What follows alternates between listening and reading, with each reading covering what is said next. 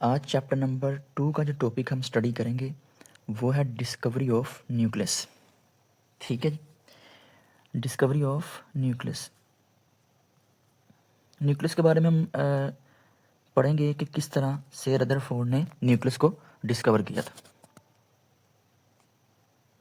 Discovery of nucleus.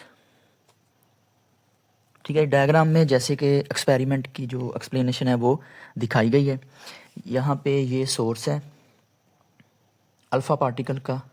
Alpha particle positively charge particle होते हैं और हीलियम के न्यूक्लियाई होते हैं। हीलियम के ये न्यूक्लियाई होते हैं alpha particle, positively charge particle होते हैं और रेडियो एक्टिव एलिमेंट से हासिल किए जाते हैं।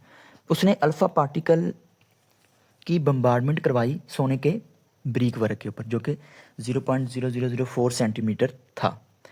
अच्छा, अब यहाँ पे इम्पोर्टेंट जो बात है वो ये है कि न्यूक्लियस की डिस्कवरी सबसे पहले रदरफोर्ड ने 1911 में की थी। 1911 में रदरफोर्ड ने अपने फेमस गोल्ड फॉइल एक्सपेरिमेंट से की। इस एक्सपेरिमेंट ने एटम के स्ट्रक्चर को समझने का तरीका ही बदल दिया। ठीक है, जो इसने गोल्ड फॉइल एक्सपेरिमेंट का सेटअप लगाया था वो डायग्राम में आपको नज़र आ रहा होगा। एक बहुत पतली सी गोल्ड सोने की फॉइल इसने ली, ये वाली, और कलर से इसको हम डोनेट करते हैं।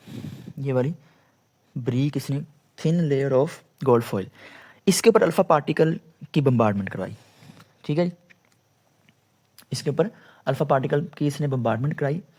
उस पर अल्फा पार्टिकल जो कि पॉजिटिवली चार्ज पार्टिकल शूट किए और उन पार्टिकल का पाथ ऑब्जर्व किया। ठीक है, और एक्सपेरिमेंट की जो ऑब्जर्वेशन है इसने 3 इंपॉर्टेंट बातें नोटिस की। ज़्यादातर अल्फा पार्टिकल सीधे गुजर गए। देखिए, आपको यहाँ पे नज़र आ रहा होगा कि ज़्यादातर अल्फा पार्टिकल जो है वो सीधे गुजर गए। ठीक है, अच्छा, मतलब कि एटम का ज़्यादा हिस्सा एम्प्टी स्पेस है, खाली है। दूसरा इंपॉर्टेंट बात जो इसने समझाई, कुछ पार्टिकल थोड़ा सा मुड़ गए, और वो भी आपको नज़र आ रहा होगा, ये कुछ पार्टिकल थोड़े से मुड़ गए। अच्छा, उससे क्या इसने ऑब्जर्व किया, मतलब एटम में पॉजिटिव चार्ज कहीं कंसंट्रेटेड है। एटम का अगर स्ट्रक्चर ड्रा करें तो ये एक एटम का स्ट्रक्चर है और यहाँ पे पॉजिटिव जो चार्ज है वो कहीं कंसंट्रेटेड है। और तीसरी इंपॉर्टेंट जो बात इसने की, बहुत कम पार्टिकल वापस उल्ट गए, जैसे कि ये। अच्छा, अब इस डायग्राम में देखें जरा कि ज़्यादातर अल्फा पार्टिकल गुजर गए और दूसरे जो उसने पॉइंट बताया था, कुछ पार्टिकल थोड़ा सा मुड़ गए, मतलब एटम में पॉजिटिव चार्ज कहीं कंसंट्रेटेड है, जिस तरह से ये।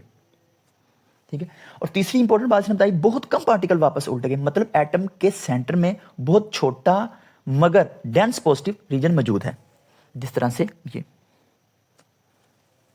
ठीक है जी, अब कंक्लूजन की तरफ आते हैं कि इसने क्या रिजल्ट जो है वो अखज़ किए थे इस एक्सपेरिमेंट से।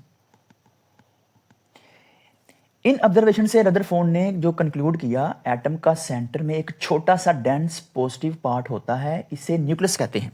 जिस तरह से ये न्यूक्लियस कहते हैं, इसे हम न्यूक्लियस कहते हैं।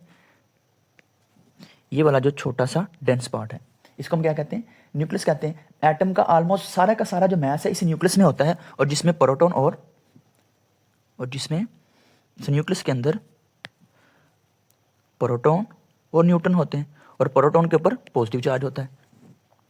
ठीक है, अच्छा, इसे न्यूक्लियस कहते हैं। एटम का ऑलमोस्ट सारा मास इस न्यूक्लियस में होता है। इलेक्ट्रॉन न्यूक्लियस के अराउंड घूमते हैं, और इलेक्ट्रॉन जो है वो न्यूक्लियस के अराउंड ऑर्बिट के अंदर, फिक्स ऑर्बिट के अंदर, शेल्स पाथ जिसमें इलेक्ट्रॉन घूमते हैं। अच्छा, सिंपल डेफिनेशन फिर क्या हुई, न्यूक्लियस एटम का सेंटर होता है जहां प्रोटॉन और न्यूट्रॉन मौजूद होते हैं और जहां एटम का ज्यादा मास होता है। ठीक है, दोबारा ये सुन लें, न्यूक्लियस एटम का सेंटर होता है। ठीक है, जिस तरह ये आपको डायग्राम में नजर आ रहा है जिसमें प्रोटॉन और न्यूट्रॉन नजर आ रहे हैं। ठीक है, ये क्या होता है, एटम का सेंटर होता है जहां प्रोटॉन और न्यूट्रॉन मौजूद होते हैं और जहां एटम का ज्यादा मास होता है।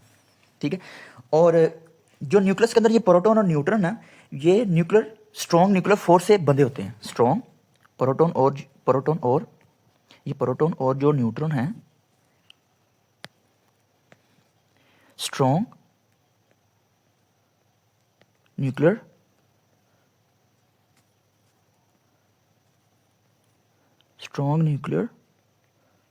फोर्स से ये बंधे होते हैं। ठीक है जी। तो बेटा ये था जिसको हम रदरफोर्ड का एटॉमिक मॉडल भी कहते हैं और डिस्कवरी ऑफ न्यूक्लियस भी कहते हैं। ठीक है, तो इसके बारे में हमने आज पढ़ा। इंशाल्लाह नेक्स्ट हम बोहर का एटॉमिक मॉडल डिस्कस करेंगे। ओके, अल्लाह हाफिज़। और एक लास्ट बात कि चैनल को सब्सक्राइब लाजमी कर दीजिएगा ताकि हर आने वाली वीडियो आप तक पहुंच सके और आप सीख सकें। ठीक है, आगे नेक्स्ट इंशाल्लाह 11वीं और 12वीं के जो केमिस्ट्री के लेक्चर हैं वो भी रिकॉर्ड किए जाएंगे, 10वीं के भी रिकॉर्ड किए जाएंगे। तो काइंडली आपने लाजमी चैनल को सब्सक्राइब करना है ताकि जो भी वीडियो बने आप लोगों तक पहुँच जाए।